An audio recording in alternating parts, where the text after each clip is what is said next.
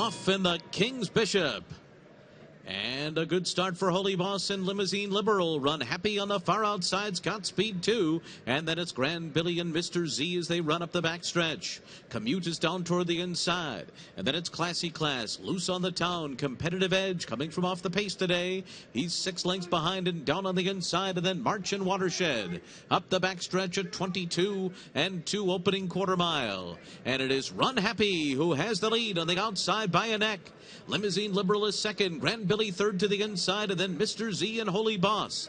Commute is down toward the rail, 5 lengths off the lead, just alongside of Competitive Edge. And then it's Classy Class, Loose on the Town. March making progress on the inside, 8 lengths off the lead, and Watershed last of them all, 44 and 2. They've picked up the pace as they come toward the top of the stretch.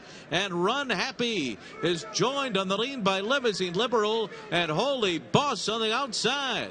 Grand Billy cuts the corner in fourth. March on the move on the far outside. And then it's Mr. Z. A furlong to go. Runhappy and Edgar Prado. They've got a 2-length lead as they come down to the 16th pole. It's Runhappy in front.